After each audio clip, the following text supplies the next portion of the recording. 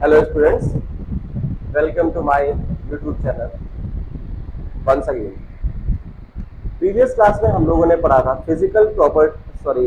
Previous class में हम लोगों ने पढ़ा था methods of preparation of carboxylic acid, properly पढ़ लिया था।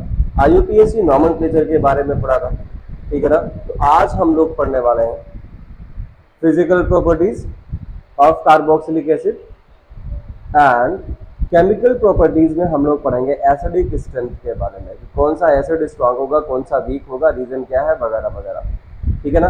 तो चलिए स्टार्ट करते हैं। वीडियो अगर पसंद आए तो सब्सक्राइब करना, लाइक करना, शेयर करना कतई नहीं भूलें, है ना, और भूलना भी नहीं चाहिए। तो चलिए स्टार्ट करते हैं। Physical properties of carboxylic acid,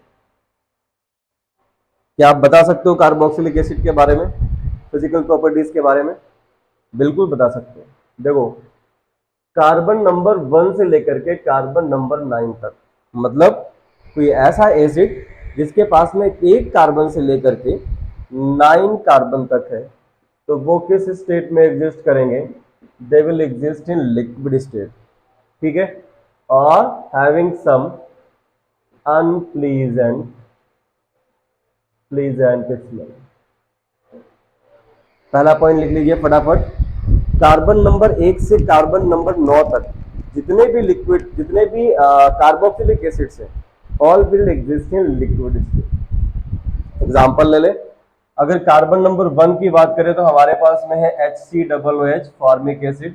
carbon number 2 पे आ जाएगा CH3COOH एसिटिक एसिड। अगर 3 कार्बन का कोई कंपाउंड लोगे तो CH3CH2COOH propanoic acid and so on, है ना। इस तरह से होगा ना, पता है आपको। तो ये कैसे एग्जिस्ट करेंगे? लिक्विड स्टेट में एग्जिस्ट करते हैं और इनके पास में अनप्लीजेंट स्मेल होगी, या तो हम कहें कि इसमें कैसी स्मेल होगी? Pungent smell.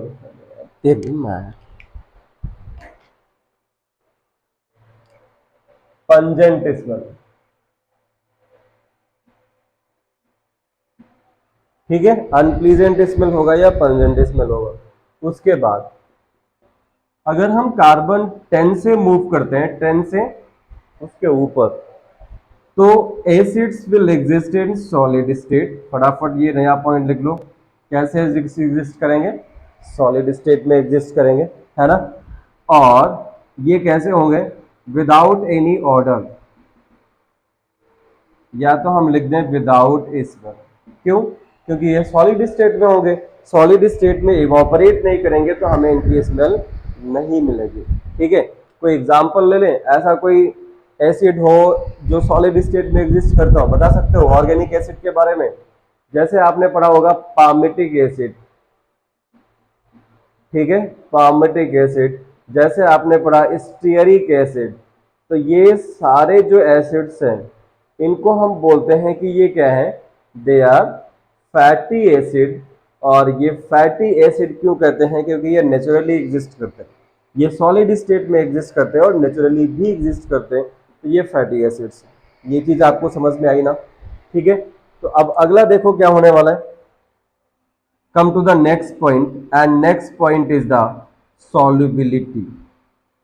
ये बहुत इंपॉर्टेंट पॉइंट हो जाता है कि कौन सा एसिड वाटर में सॉल्युबल होगा और कौन सा एसिड वाटर में सॉल्युबल नहीं होगा, ठीक है।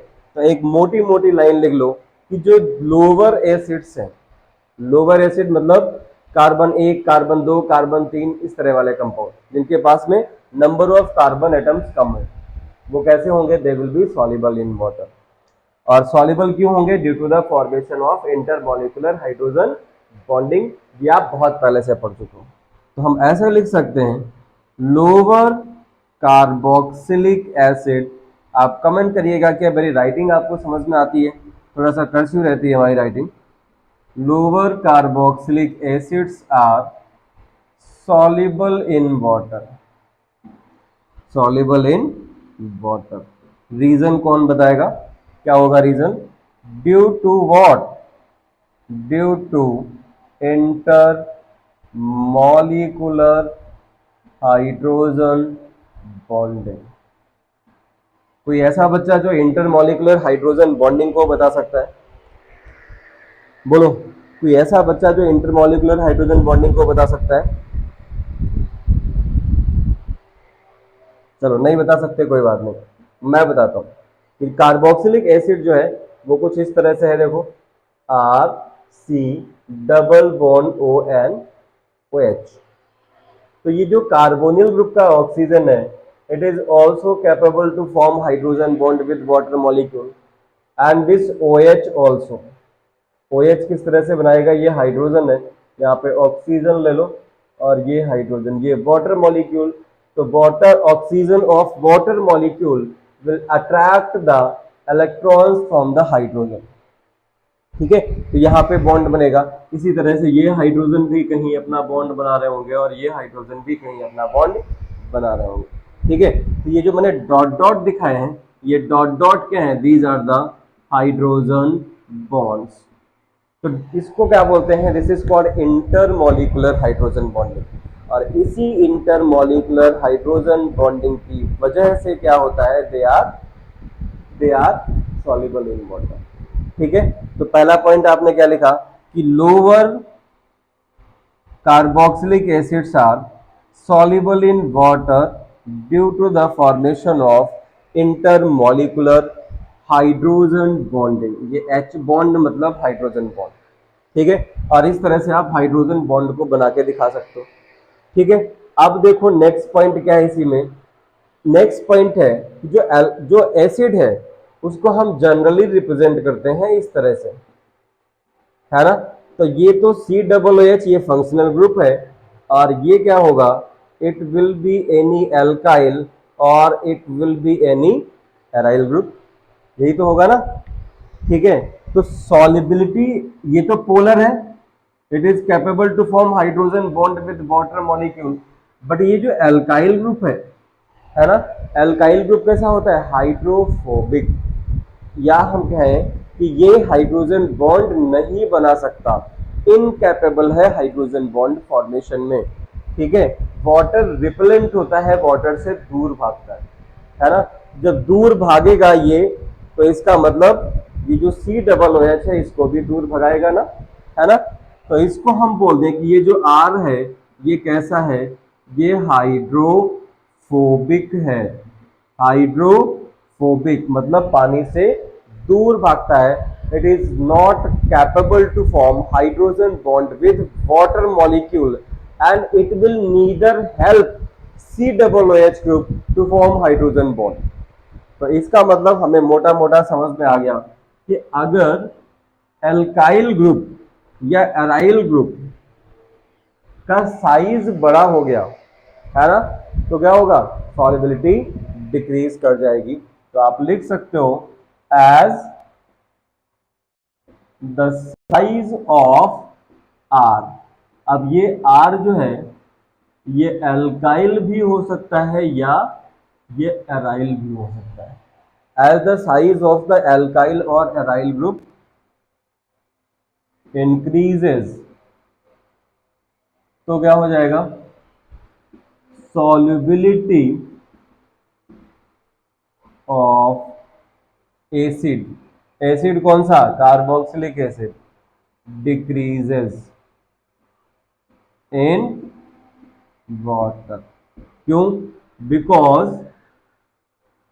रीजन क्या है कि जो आर होगा, R is hydrophobic in nature. बताओ भैया समझ में आया कि नहीं आया, आया ना, समझ में आना चाहिए आपको। अब देखो कुछ ऐसे भी एसिड्स हैं जो वाटर में इनसॉल्युबल हैं, मैंने अभी नाम लिया था कुछ का, है ना। हायर फैटी एसिड्स, जो हायर कार्बोक्सिलिक एसिड हैं, ठीक है, हायर कार्बोक्सिलिक एसिड जिनको हम क्या बोलते हैं, they are called fatty acids. ठीक है, और फैटी एसिड्स वाटर में कैसे होते हैं, they are insoluble in water. ये वाटर के साथ में हाइड्रोजन बॉन्ड की फॉर्मेशन नहीं कर सकते, किसकी वजह से, रीजन क्या है, due to presence of large alkyl group, large alkyl group present है जिसकी वजह से। पल्ले पड़ा कुछ, ठीक है। इसके बाद आ जाओ boiling points of carboxylic acid. कहां पे आ जाएंगे? Boiling points.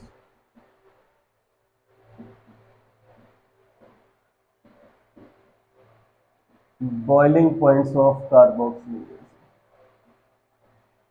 ठीक है। Any suggestion? कोई एक ऐसा आइडिया जो आपके ब्रेन में आ रहा हो कि बॉइलिंग पॉइंट्स कैसे हो सकते हैं? आपने हाइड्रोकार्बन्स के बॉइलिंग पॉइंट के बारे में पढ़ा, हेलो एल्केन्स हेलो एरीन्स के बॉइलिंग पॉइंट्स के बारे में पढ़ा, आपने अल्कोहल फिनॉल ईथर्स में भी बॉइलिंग पॉइंट टर्म पढ़ा, आपने एल्डिहाइड और कीटोन्स में भी पढ़ा। अब हम पहुंचे हैं कार्बोक्सिलिक एसिड में, ठीक है।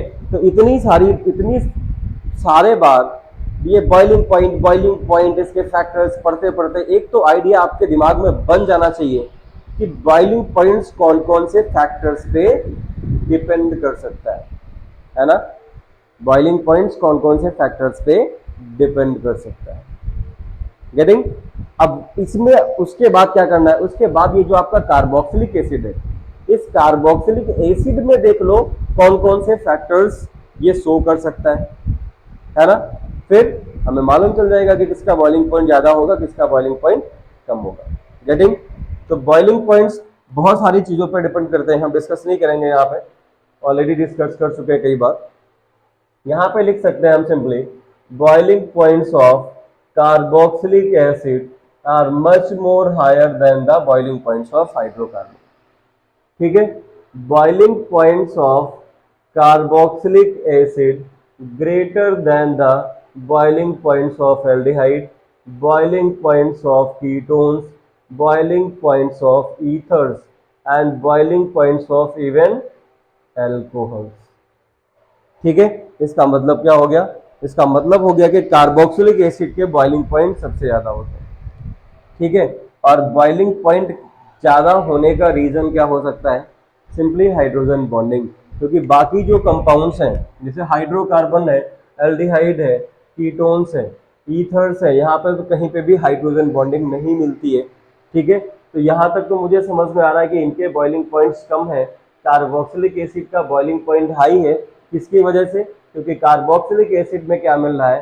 कार्बोक्सिलिक एसिड में क्या मिलता है? आप यहाँ पर लिख लो RCOOH have intermolecular hydrogen bonding, ठीक है। अब ये चीज ध्यान रखिएगा कि मैं ये कंपैरेबल मॉलिक्यूलर मास की बात कर रहा हूं कि ऐसे एग्जांपल्स यहाँ पर लेने हैं जिनका मॉलिक्यूलर मास लगभग एक दूसरे के बराबर हो, ठीक है। ऐसा नहीं कि मॉलिक्यूलर मासेस में बहुत ज्यादा डिफरेंस है और हम कंपेयर कर रहे हैं कि किसका बॉइलिंग पॉइंट ज्यादा होगा, किसका बॉइलिंग पॉइंट कम होगा, तो हम वहां पे कंपेयर नहीं कर पाएंगे, ठीक है। कंपेयर तब करते हैं जब टक्कर लगभग बराबरी की हो या बराबरी की हो, अदरवाइज नहीं। गेटिंग? तो यहाँ पे आपने लिखा कि RCOH में क्या है? इंटरमॉलिक्यूलर हाइड्रोजन बॉन्डिंग है ना? और जो भी आपके पास में हाइड्रोकार्बन्स है, जो भी आपके पास में एल्डिहाइड है, जो भी आपके पास में कीटोन है और जो भी आपके पास में ईथर्स हैं, इनमें किसी के पास में इंटरमॉलिक्यूलर हाइड्रोजन बॉन्डिंग नहीं है। इसकी वजह से aldehydes have carboxylic acids have higher boiling point than that of those, ठीक है। अब यहां पे आ जाता है कि जो कार्बोक्सिलिक एसिड है इसको हम शॉर्ट में लिखते हैं इंटरमॉलिक्यूलर हाइड्रोजन बॉन्डिंग, इसमें इंटरमॉलिक्यूलर हाइड्रोजन बॉन्डिंग प्रेजेंट है। जो अल्कोहल है ROH, इसमें भी इंटरमॉलिक्यूलर हाइड्रोजन बॉन्डिंग प्रेजेंट है, ठीक है।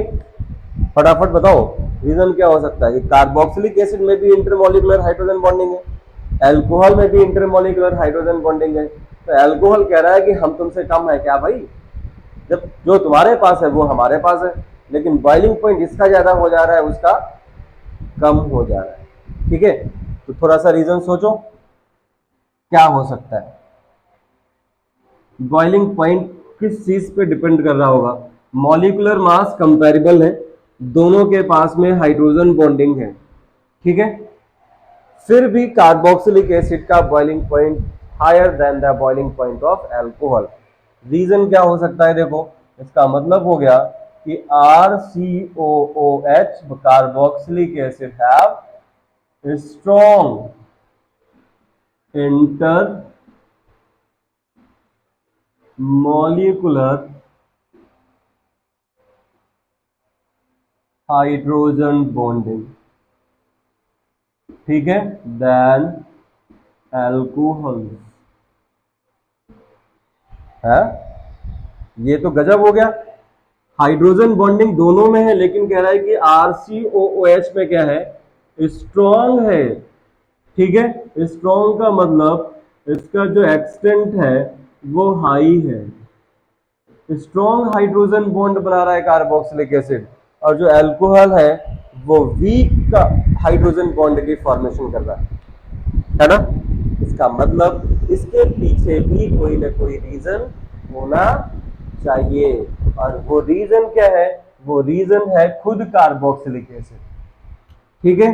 रीजन क्या है? देखो, यहां पे दो रीजन हो सकते हैं, हम दोनों को अलग अलग लिख सकते हैं, ठीक है। पहली चीज है कि जो कार्बोक्सिलिक एसिड का OH ग्रुप है, OH of RCOOH is highly polarized, समझिएगा, हाईली पोलराइज्ड। किसकी वजह से? Due to presence of carbonyl group. कुछ पल्ले पड़ा कि नहीं पड़ा? कह रहा है कि जो OH है, मतलब ये RC double O and OH carboxylic acid है, कह रहा है कि ये जो OH बॉन्ड है ये स्ट्रांगली पोलराइज कर जाता है या हाईली पोलराइज कर जाता है। किसकी वजह से? क्योंकि इसके पास में कार्बोनिल ग्रुप प्रेजेंट है जो कि पोलर है, ठीक है। तो इसको हम क्या बोले? इस तरह से इंड्यूस्ड पोलराइजेशन, कि ये पोलर तो है ही है, इस पोलर के पास में OH प्रेजेंट है तो वो भी पोलराइज हो गया, है ना। तो पोलराइजेशन की वजह से extend to form hydrogen bond बढ़ जाता है, ठीक है। समझ पाए? नहीं समझ पाए ना भाई? हाई तो हाँ हाँ ना, कुछ तो बोलोगे। गेटिंग? तो due to presence of this carbonyl group, the OH group of carboxylic acid get polarized to the larger extent. That's why it is capable to form a stronger intermolecular hydrogen bond with the another molecule of carboxylic acid. ठीक, दूसरा reason. ये तो पहला हो गया। दूसरा reason क्या है कि ये जो कार्बोनिल ग्रुप है ये भी तो पोलर है ना, तो carbonyl group is also capable to form hydrogen bond. मतलब OH तो OH हाइड्रोजन बॉन्ड बनाएगा ही बनाएगा, जो कार्बोनिल ग्रुप है ये भी हाइड्रोजन बॉन्ड बना सकता है। वो कहावत हो गई ना कि कौन सी करेला ऊपर से नीम चढ़ी, है ना, कि मतलब ये तो थे ही, अब ये भी, है ना। तो अब अल्कोहल के पास में सिर्फ एक OH है, इसके पास में OH तो है बट मोर पोलर है, और प्लस क्या प्रेजेंट है? कार्बोनिल ग्रुप प्रेजेंट है, वो भी पोलर है, ठीक है ना। इसका मतलब यहां पे आप लिख सकते हो कि इन RCOOH carboxylic acid the C double bond O, ये कौन सा ग्रुप है? ब्रैकेट में लिख दो carbonyl group, carbonyl group is also capable to form क्या? हाइड्रोजन बॉन्ड, ठीक है। दो रीजन समझ में आए। अब इसका मतलब ये हमें जब ये लिख दिया तो बनता भी होगा, तभी तो लिखा होगा ना। तो आपको बना के दिखाते हैं कि किस तरह से कार्बोक्सिलिक एसिड में, कार्बोक्सिलिक एसिड के मॉलिक्यूल्स में ही इंटरमॉलिक्यूलर हाइड्रोजन बॉन्डिंग मिलती है, ठीक है। वीडियो को एंड तक देखिएगा, नहीं तो समझ में नहीं आएगा बीच से। अभी आपके पास में बहुत टाइम है, you can invest the time. ठीक है, फिर जैसे जैसे टाइम कम होता जाएगा, हम जो नेक्स्ट वीडियो बनाएंगे वो आपको शॉर्ट के लिए बनाएंगे कि जहां पे आपको सिर्फ रिवीजन हो सके, जहां पे आपको पहले समझना है उसके बाद रिवाइज करना है ना, तो समझने में ज्यादा टाइम लगेगा, रिवीजन में कम टाइम लगेगा क्योंकि वो पहले से समझा हुआ होगा। और दूसरी चीज, सारे बच्चे जितना भी वीडियो देखते जाएंगे उसके नोट्स प्रॉपरली बनाते हुए साथ में चलेंगे। फिर जब हम रिवीजन क्लासेस लेंगे तो रिवीजन क्लासेस में वो नोट्स को सिर्फ देखते रहेंगे और इधर रिवीजन चलता रहेगा in a short interval of time.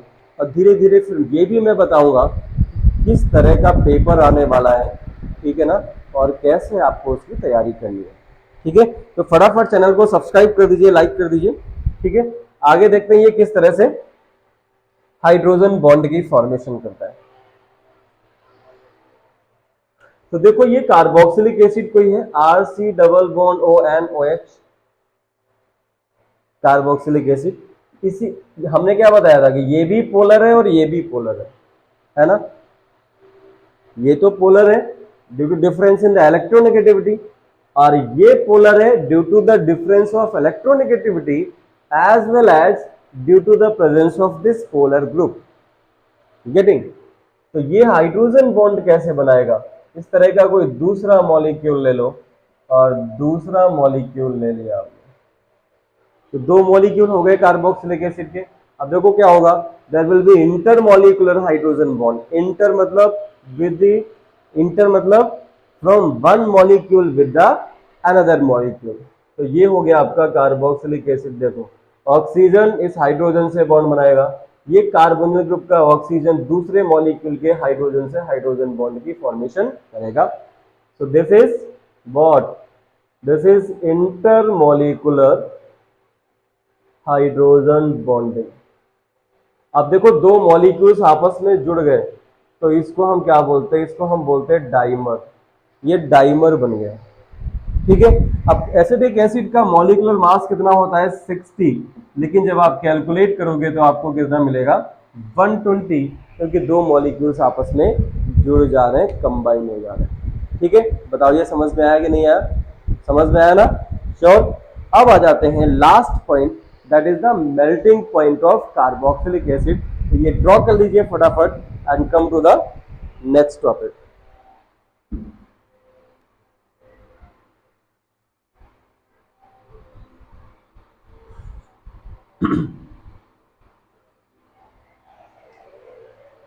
चलिए आ जाते हैं melting point of,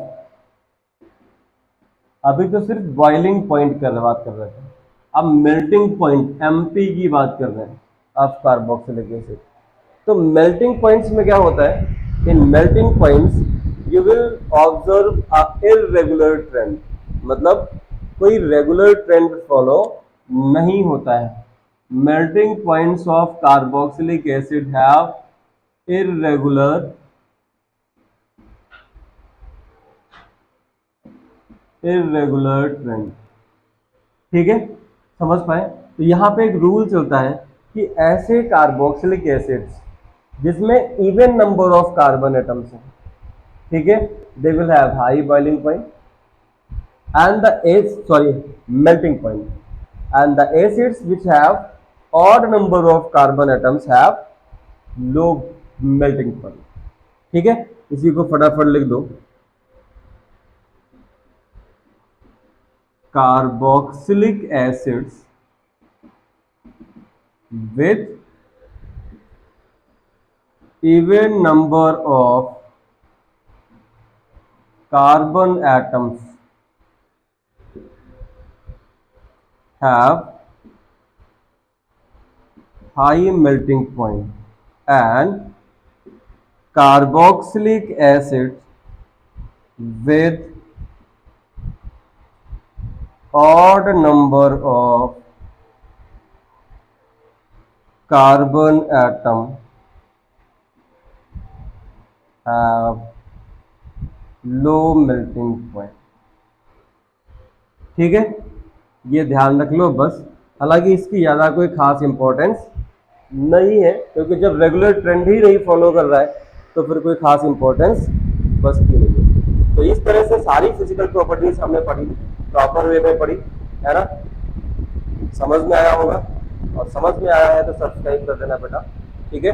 next video में हम आपके लिए ला रहे हैं chemical properties of carboxylic acid. अब वो जो केमिकल प्रॉपर्टीज है अगर हम इसी वीडियो में ऐड करते हैं तो वीडियो थोड़ा सा लंबा जा सकता है, ये तो कोई ठीक नहीं है ना। केमिकल फिजिकल प्रॉपर्टीज बच्चे बहुत कम देखते हैं, स्पेशली यहाँ पे जो इंपॉर्टेंट है दैट इज द सॉल्युबिलिटी, ठीक है।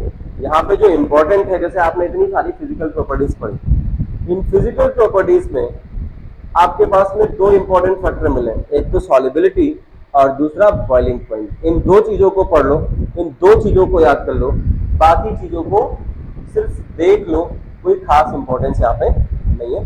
तो चलिए फटाफट सब्सक्राइब कर दीजिए, शेयर कर दीजिए, मिलते हैं नेक्स्ट वीडियो में with the chemical properties of carboxylic acid. धन्यवाद।